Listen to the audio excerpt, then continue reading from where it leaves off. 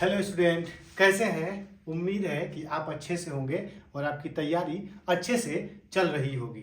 ठीक है, आइए देरी नहीं करते हैं और सीधा क्वेश्चन पे चलते हैं। 7वां नंबर आज का क्वेश्चन है हमारा। ठीक है, देखिए भूमि के एक बिंदु से एक 20 मीटर, यानी ये जो भूमि है इसके एक बिंदु से एक 20 मीटर, कितना? एक 20 मीटर क्या है? भवन है। क्या है? एक भवन। यानी ये 20 मीटर जो हमारा है यह क्या है? एक भवन है।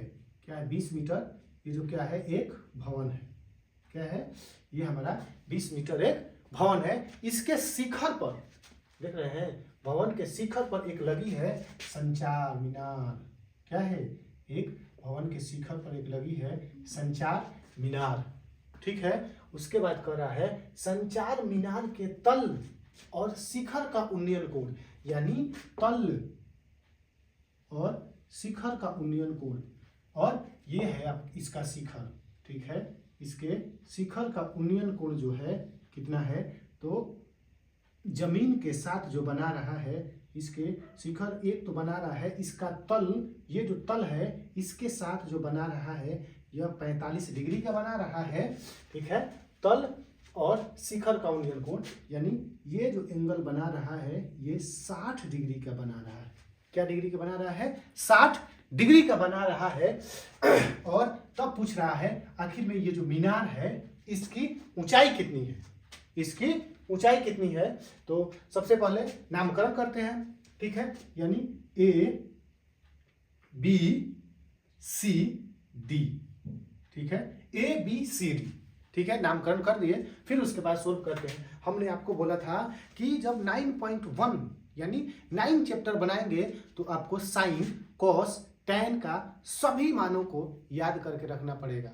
ठीक है, ऐसे त्रिकोणमिति अगर आपको बनाना है, 8 चैप्टर बनाना है, 9 चैप्टर बनाना है, तो अगर आपके उसके अनुपात अगर मालूम नहीं है, sine, cos, tan, cot, cosec, sec, तो आपसे ये वाला चैप्टर कभी नहीं बन सकता है। ठीक है, तो आपको याद रखना है। और देखिए मैं क्या करता हूं, पहले मान लेंगे कि ये जो संचार मीनार की ऊंचाई है वह कितनी है? x मान लेते हैं। अपने तरफ से यही तो निकालना है ना, जो निकालना है उसको क्या करेंगे? x मान लेंगे।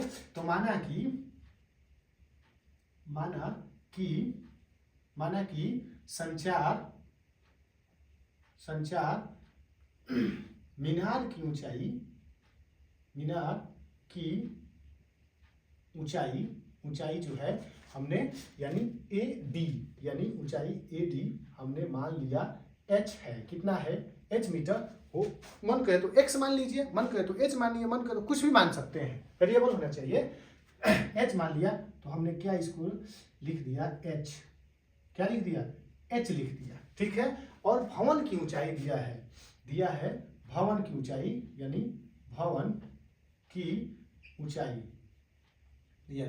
भवन की ऊंचाई जो दिया है, भवन की ऊंचाई क्या है? भवन यही ना है, तो कितना दिया है?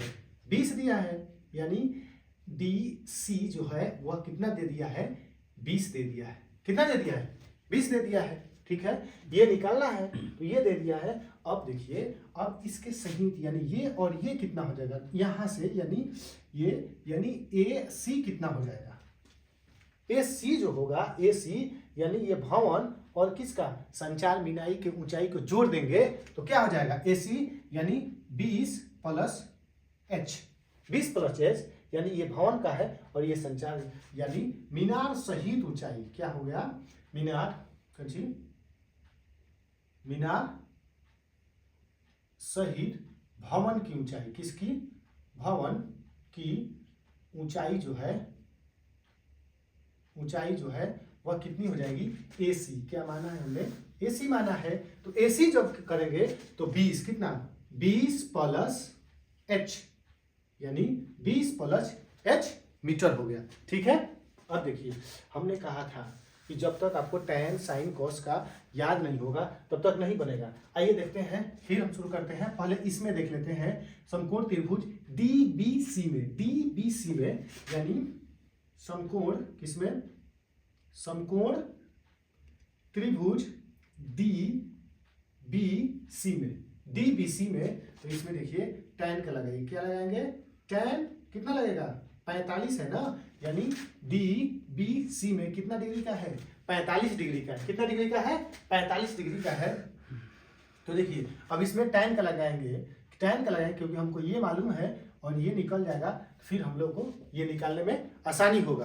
तो tan का लगाइए, तो डी बी यानी डी सी बटा बी सी, डी सी बटा बी सी, और tan 45 का मान होता है बाबू 1। कितना होता है? tan 45 का मान होता है 1, और डी सी हमको पता है यानी 20 बटा बी सी मालूम नहीं है, बी सी निकालना है। इसके नीचे 1 हमेशा छुपा रहता है, और क्रॉस मल्टीप्लाई कराइए यानी बी सी बराबर 20 मीटर। कितना? बी सी बराबर 20 मीटर, यानी ये कितना हो गया? 20 मीटर हो गया। अब जब हमारा किसके साथ एंगल बन रहा है? जो मीनार का तल के साथ, जमीन के साथ बन रहा है। अब आइए, अब इसको ये वाला निकालना है ना। अब देखिए इसको निकालते हैं, यानी समकोण त्रिभुज ए बी सी में, समकोण त्रिभुज यानी समकोण त्रिभुज किसमें? ए बी सी में, ए बी सी में, किसमें? समकोण त्रिभुज ए बी सी में tan का क्या लगाएंगे? tan का लगाएंगे, लेकिन यहाँ पे एंगल दूसरा दिया हुआ है 60, यानी tan कितना हो गया? tan 60 बराबर बाबू ये जो है लंब है ना, ये लंब है और ये बेस है, और tan में हमेशा लंब और बेस में क्या होता है? रिलेशन होता है, यानी AC बटा BC, AC बटा BC।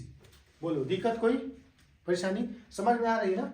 मतलब ये जो लंब है और ये क्या हो गया? इसका बेस हो गया, tan का लगाए हैं। ठीक है, अब देखिए यहाँ कर देते हैं आपको, यानी tan 60 का मान होता है बाबू √3 होता है। कितना होता है? √3 होता है। और tan 30 का मान कमेंट करके बताना है आपको, tan 30 का मान कितना होता है? tan 60 का मान जो होता है √3 होता है। कितना होता है? √3 होता है। और अब देखिए, और AC कितना है बाबू? A यानी 20 प्लस H, कितना हो गया? 20 प्लस H, और ये BC हो गया। BC हमने निकाला था कितना? 20 कितना निकाला था, और इसके नीचे 1 है, और क्रॉस मल्टीप्लाई कराएंगे तो हो जाएगा 20 प्लस H बराबर 20 √3, यानी कितना हो गया?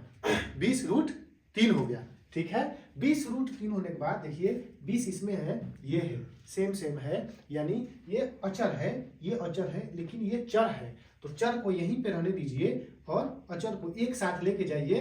ये नियम होता है, चर को एक साथ लेके जाते हैं और अचर को एक साथ रखते हैं। 20 √3 माइनस, प्लस है माइनस है, तो 20 हो जाएगा। क्या हो जाएगा? 20 हो जाएगा। इसको यहाँ पे मिटा के इसको कहाँ रख दे? यहाँ पे रख देते हैं। ठीक है, 20 हो जाएगा। कितना हो जाएगा?